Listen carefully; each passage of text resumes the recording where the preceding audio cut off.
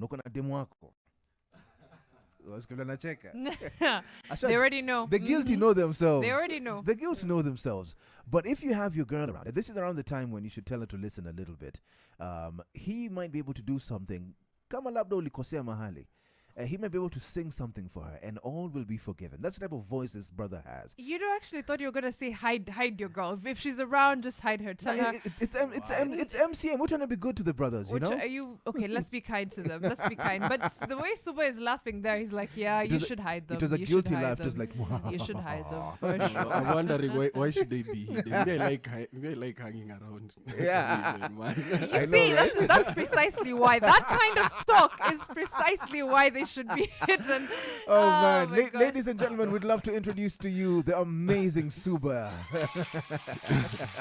What's up, my bro? Hey man, how you doing? I'm doing great, man. Yo, imekuwa a while sana, but hiyo ni story tukiingilia sahi hatutamaliza. But let me just say, I've known this brother for more than 20 years. This is insane to me. I've heard rumors that Suba and David were in a hip-hop group. And I just want to know, what was your music about? And could you entertain us? Sisi wananchi kidogo, just one verse from one of your bangers in high school, please. That's going to be tough. No, it's not that tough, guys. For the people, give the people what they want. Let me give you a little bit of context as to why that's tough, yeah? Okay. One, we were not just an underground hip-hop group. We were really, really hardcore hip-hop. Okay. To the extent, and shout out to Mwafrika, back in the day when there was a show called The Joint. Played our song for the first time 20 years ago. That's around 2003. And he was like, these guys are too hardcore. Wow. So you can imagine bringing too hardcore for radio. So you can imagine bringing that on morning radio. That's going to be a big complex. Honestly, even Mwafrika saying it's too hard for radio. Hamna clean version. Yeah. We need to do something. Yo, the stuff we would say, like, we would have lyrics like "rip out your spine and beat you with it," like, like snatch the moon out of the sky. And, you know, it's like it was a whole other time. But it was more of lyricism. Yeah, it was more of lyricism than being like, trying to be hardcore. It was just like it rhymes, yeah. Spine and beats rhyme together. You're a swine. I'll beat you with your spine. I'm so bad at this. English was our favorite. Yeah, subject. It was our forte. It's so interesting that you say that, Suba, because we have a poll running. If you were to sit for KCSE today, what subject do you think you would actually pass? We have either the math and the sciences, the languages, the arts, or ni kuanguka tu na ni sawa. Probably the arts. The arts, yeah. Interesting. What's your favorite art? History?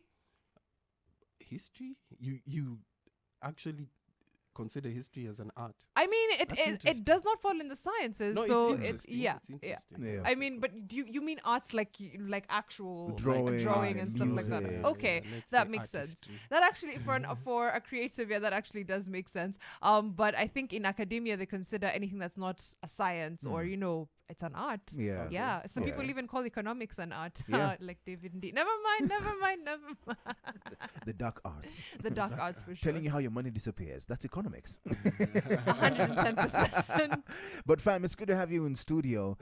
From underground hip hop, and even when we were in school together, like we used to say you had a great singing voice, man. Yeah. How did that transition happen, man? Did you sit down one day and be like, you know what? I'm gonna now become an actual singer, not just sing with the dudes. Like, how did that transition happen? I think it happened from the quintessential arrangement of church life. You know what I'm saying? So I was a lot.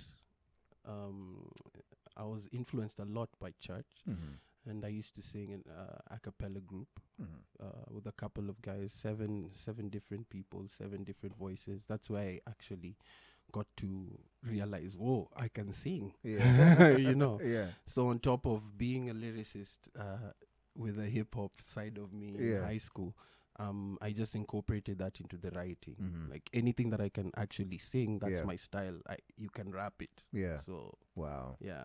What's the first song that you ever like wrote down and maybe took onto radio? And how was that experience for you? Were you nervous? Were you confident? Like, what was that experience like for you? When I was in high school, I started production quite early. There were some people who had the grace, who gave me the grace enough to teach me how to produce my own music. So I compiled an EP, I think, early enough when I was in Form 4. And you remember I used to dish them out in school, and they sold out. Yeah. So at some point, I think the transition came when I was involved in, I can do this. I can actually do this on my own and make money off of it. Yeah. So I think that's where it started. Yeah. That's pretty dope. It's super interesting that, like I said earlier, I do know you in a different capacity. Yeah. So is music your all, or do you have multiple passions? Because I know you from Super Sports Studios, you know, working on productions together. Is that another side of your creativity? Or, you know, is that like a side thing? Or how do these things all fit together into not the music, the production? I would never call the music setting. But how do they all fit in your life, basically? I think it is another form of expression for me. I feel that way because what I'm talking about is I'm a filmmaker. I make films. I've been making films for over 10 years now. But that is my art form. When I was in school, I used to draw a lot. You remember that, right? I used to draw people, like my classmates.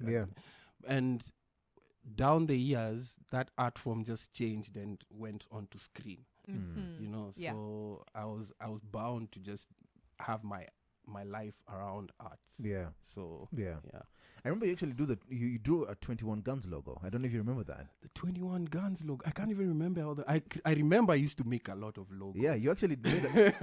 I bet you were also writing calligraphy on people's letters. Yes. Oh yeah. I used to sew them on jeans. Look at that. Sell it to these guys. That's so impressive. In high school, And then for that to transition into a filmmaker and an artist, I think that's a very natural progression. Yeah. And I love that you're able to do both. Is there a thing that music gives you that you're like, you know what, nothing else that I do, I love that question. Moves me like this? Yeah, most definitely. There's this one thing that my mom always tells me about music. She says, you're sitting on a gold mine, you know. Yeah. But it got to a point where in my life I had to see some value into it, you know. Yeah, so for me, it's very therapeutic. And I like making music. It's magic. Yeah. It is magic. Yeah. Before we take a short break, who are some of the musical influences that you can think about when you think about the music that resonates to you? You know, when people talk about the artistry, sometimes they have artists that inspire them locally or internationally as well, genres as well. You know, for hip-hop heads, they can have this whole thing. For eclectic people, they can pick a genre across the board. But for you sitting down right now and you can look at the trajectory that you've taken, who are some of the artists that you can say have held some type of meaning for you as a creative individual, as a musician? Okay. Probably I just observe people as I don't know how to put it. There's multiple influences that I intake in my life. I wouldn't want to get stuck on just one person's opinion, you know.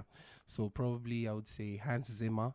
Hans Zimmer is he's a really good musician. Yeah. And he scores films. Scores brilliantly. Yeah. So he cuts across every genre. But any favorite film of yours that he scored? I would say Inception. A man of culture. Yes. Inception. Absolutely. Absolutely. So I don't just say, okay, sir, this is a musician up top stage at your undio rapper akona bling zaidi ndo nampenda zi like uni mzee bana. Hans Zimmer is like into his 60s. Yeah. But ile composition yako nayo hiyo ndo inani blow away. Like your particularity you now on music. That's what blows me away. Let me tell you, ladies and gentlemen, when you hear him describe that, then that's a little bit of a hint as to the type of musicology or musicality that you're going to experience in the next few minutes. This is somebody who, in a world where everybody is talking about certain types of music, maybe because they trend or stuff like that, he's talking about the likes of Hans Zimmer, people who are very particular about their music. Yep. I can't wait to listen to And what he who've has been for us. at it a long time Uh-huh. and who've honed their craft, and you can respect that. Yep. When he tells you he's been doing this for 20 years with you, Yeah. you know, all the way from high school, and he references Hans Zimmer, you're like, you know what, I get it. For I sure. get it. For sure. So just like Hans, usijaribu kuzima, your station in just a bit. We're going to be back. And he has a guitar, by the way. So we're going to be seeing what we can do for us in